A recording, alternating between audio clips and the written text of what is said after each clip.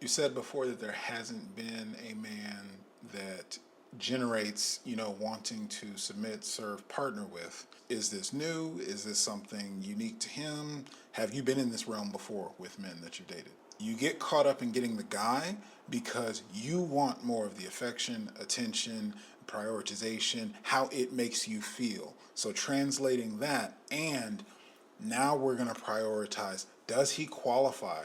Because you will get all of that and more of what it is that you want, how you want to experience relationship, how you want to be loved, how you want to have life partnership. You'll get all of that and more.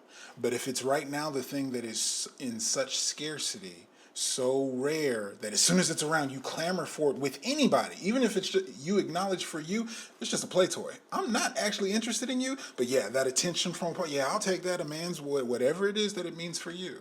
The question is not just, now I want more of that. Are you the guy that I want the more from? This is some of those pro qualifications. If it were a list of pros and cons, well, he's a man that I respect. I usually don't respect other men. Like, oh, okay, good. So all right, we're starting. This is things I'm hearing over to that frequency of alignment of the man that we do want. That's absolutely a reason to keep him around. That's a foundation of something that is rare, and it's completely in the world. It's rare and valuable to you is the important part. Not just he makes this much, he looks like this, sex is this, or whatever those conversations could be.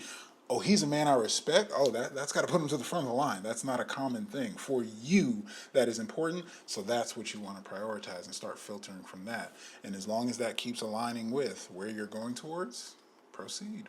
Beyond our own conversations, if it steps beyond, I want attention, I want affection, I want somebody here, companionship, generalized, the person that is a reflection of ourselves, that shows enough that they will cause us to stretch, expand, be the person that we want to be, those are the people who we are actually, if you were supposed to say should or designed to, those are the relationships we will always naturally seek. Wherever you are in your life's journey, we make progress, puppy love conversations, you mature, you grow up, the different dynamics in relationship for where you are in the phase that you are now, at any time in life, but right now, if there's a partner that shows up that makes you want to stretch yourself, makes you want to be the best version you can to have this thing work, to achieve this next phase, step, status, that's someone that is highly aligned in compatibility.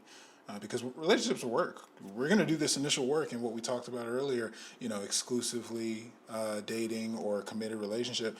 That's where more work starts. This pre-screening, self-work, qualifying, and all that. Okay, now we're committed. Great. Now we start the rest of our lives. And that's a whole other, what is it like to have this person be under your skin, your other half, merge and build life together? You're both human beings. You both have infinite spectrum of how you can show up.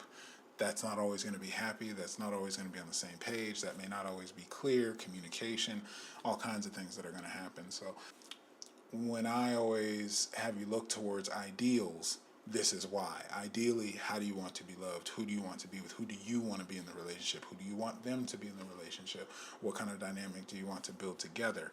It's these core things that are actually compatible. Once we get the symptoms, what shows up at the surface, sorted, it's really these core conversations that we can build a solid foundation on top of.